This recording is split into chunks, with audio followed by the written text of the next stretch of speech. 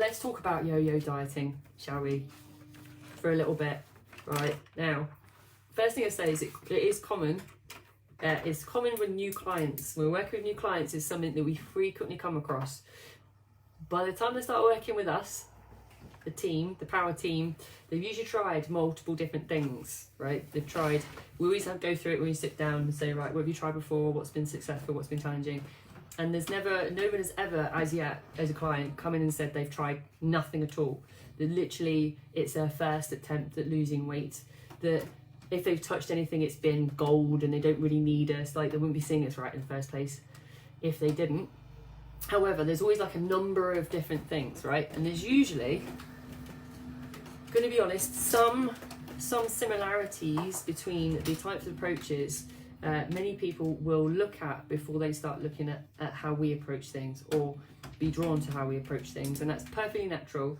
And I'm going to go through why it's perfectly natural, why we as people tend to get drawn towards that kind of behaviour, or getting drawn towards yo-yoing behaviour or yo-yo diet behaviour, and the reason why. I mean, because we're all human, right? So we always like particular things.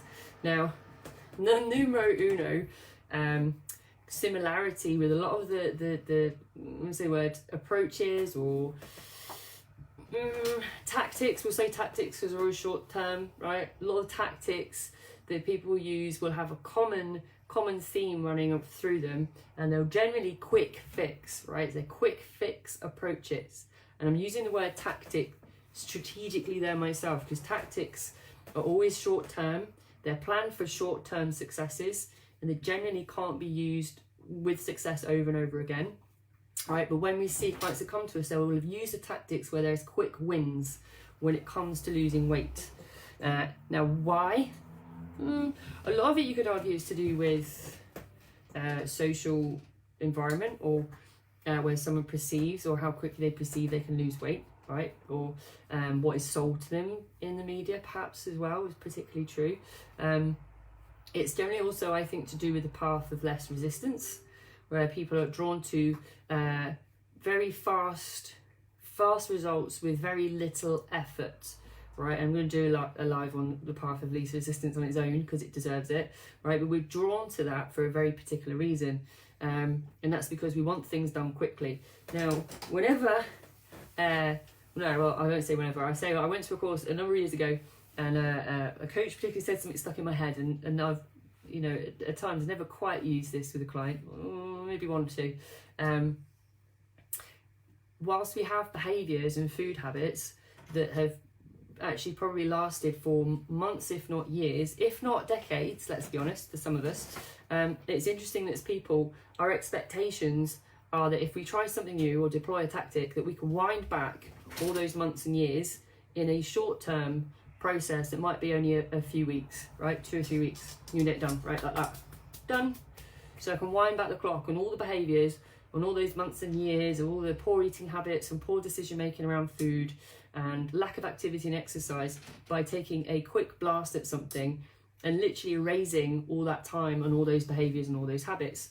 Now, for any of you that have worked with us for some time, you'll be like, well, that's nuts. Well, yeah, maybe, but also, how often before working with YouFit have you potentially thought that way yourself? I know I certainly have. If I've seen anything of the low carb, or if I've done the low carb, or like dropping like loads of fasting and one meal every 2 days, or the lemon, I think it was a lemon hot water at one point. I think I sat next to a colleague who did that, or a meal replacement with liquid diets, all those really low calorie tactics again, that are just there to design to roll back every behaviour very fast and almost reset the clock back to zero. The challenge is as well, right? This is the challenge now, and if any of you watching this have done this or know this, right, which I'm sure most of us are, the truth is that often, whilst we've tried this behaviour over and over again, that's the reason why it's called a yo-yo, right? Just keep going up and down, right? It's not just about weight, it's about behaviours and choices. The truth is, often, the first attempt at something is generally a little bit successful, if not quite a lot of success. That's not proper English, but it's generally very successful, right? And that's often something I also see when I sit down and speak to the client for the first time. So why you might think, right, if the first time's successful, then why isn't it successful every time you come back to something? It rolls into another live I talked about, and it's also through talking to clients and meeting them and understanding them a bit better. I've understood this now myself. It's a bit like the first time you do something or anything, you always chase that next high, right? You always chase that next first experience. Like the first experience is going to be good the second time round, right? That you're going to go at it the same amount of energy, the same amount of time, the same amount of money even, that you're always chasing that first success. And why is it always successful the first time? Because it's the first. Because it's shiny, it's new, it's sold to you for the very first time, right? For the very first time as something that is going to wind back all the months and years of everything you've done, like Back to the Future, Marty McFly, it's all disappeared, right?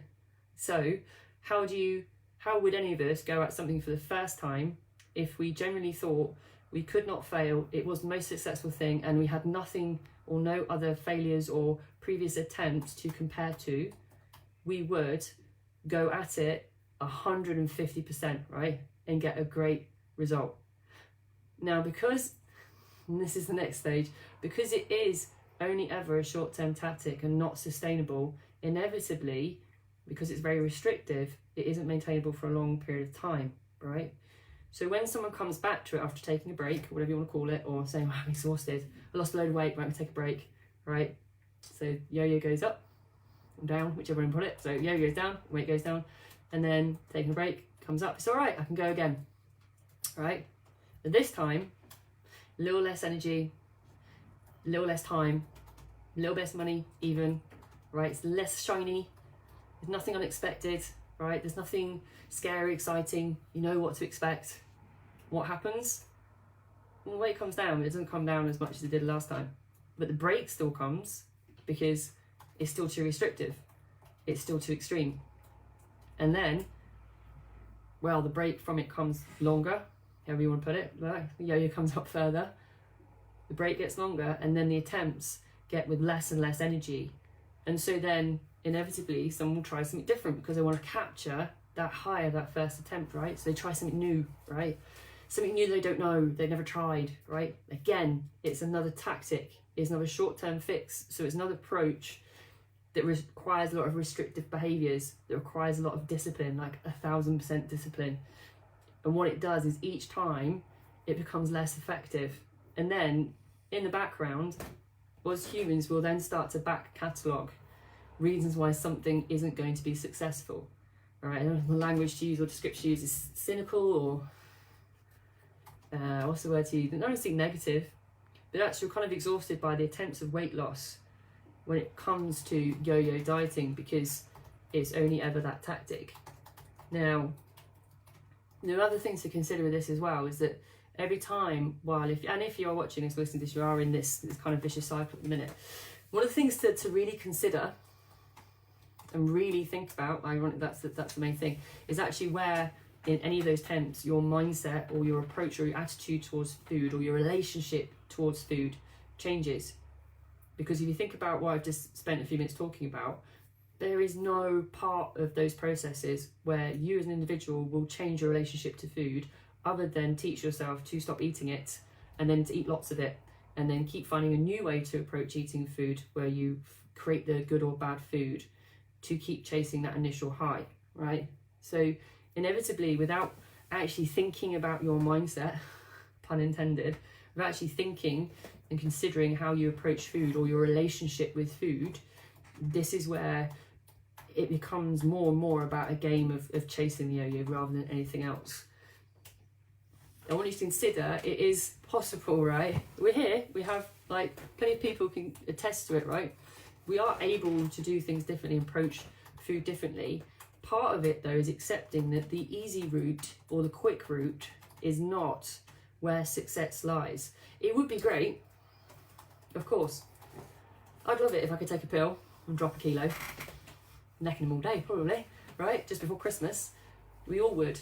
The reality is though, life isn't like that. You have to take the hard route. For you to create progress and success requires you to make changes to your choices, which requires you to move away from the yo-yo approach, because the hardest route is the one that has the most success To do that though, you have to challenge yourself to move differently through the process. That's why I'm gonna do a live on this. I'm gonna steal a little bit from it, right? And because yo-yo dieting is very much like this. I was reading about this guy said that trying to create the short process when it comes to making life changes is a bit like if you're going to, it's called picking low-hanging fruit. And if you work in the corporate world, that gets used all the time. Actually though, if you're thinking about it in terms of choices or behaviours, lots of us will take the easy route or the quick route to get to something by picking the lowest hanging fruit. Like if you're going to go and pick an apple, right, you pick the one that's closest to you, the easiest. Is that necessarily the nicest looking apple or the tastiest looking apple? Or is there one higher up that requires more work from you for you to obtain, that will make you, that will enjoy, you'll enjoy it more, it'll taste nicer, it requires you to do a little bit more work to get to it. So often we will choose the lowest hanging fruit or the yo-yo approach because we perceive, well, this is going to get us an apple, right? But actually with a bit of work and persistence around your attitude to food and long-term approaches that don't require restrictive behaviours, you can still get it done.